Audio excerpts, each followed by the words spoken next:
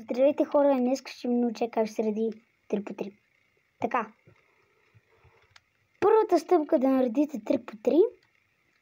Значи чакай да ви разкажа какво е седенено. Сега, това се нарича център, защото е по средата на другите. И центровете на всички цветове не се мърдат. А това тук се нарича H парченце. Значи, H парченцата са тея, които имат два цвята. Ето, примерно, има два цвята. Синьо и жълто. Тук пак има две цвята. Червено и синьо. Така. Това са H парченцата, които стоят тук. Абе всички парченца, които имат по два цвята. Така. Това се нарича ъглово парченце, така да кажем. И той има по три цвята. Както при нас, примерно,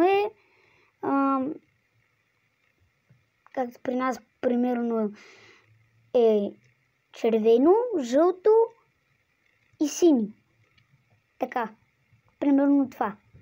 И тук имаме същото. И навсякъде тези парченца са по три цвята. Така.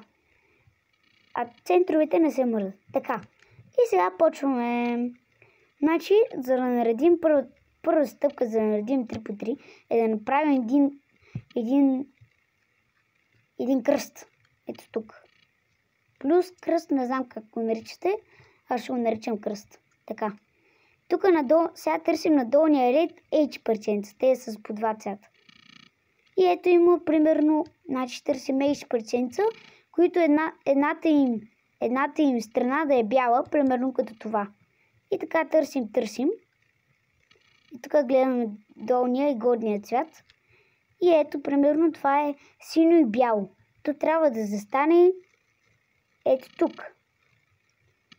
Така че, когато ето това, синьото сочи към вас, значи този цвят,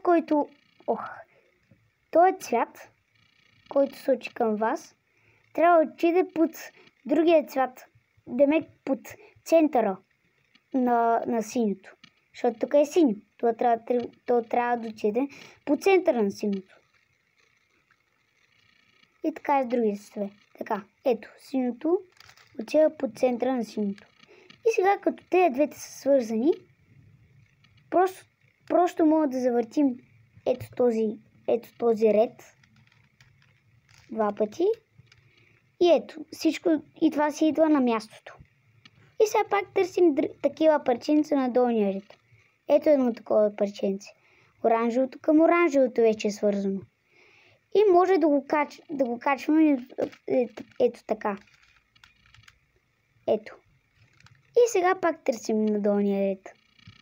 Но няма на долния ред. Значи търсим на този. На този ред има зелено и синьо. Зелено и бяло. То трябва да застане ето тук.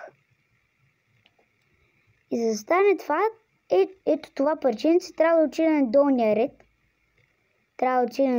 ред. За да може да го завъртим до зелената страна. Ето тук и го качим. Как ще стане това? Значи, ето това го сваляме. И вече това е на долния ред. Но пък, като това е на долния ред, разваляме тук. Така че, това го мръдваме наляво задължително. Ето, примерно, ето, свалили сте на долния ред и сега застава да е към вас. Това парченце. И сега го завъртате наляво. Задължително. И сега може да дигнете това. И хем това ще е както ще го направили, хем това ще е на долния ред. Така. Вече това трябва да отиде ето тук. Под зеленото. Но зеленото е тук. Не е тук. Тук е бяло, тук е зелено. Но трябва да е... Значи, за да направите ето така, то да стане правилно, трябва зеленото да е към центъра. Но този път зеленото не е към центъра. Няма как да го направите да е център. Ето така, когато е. Така че, завъртате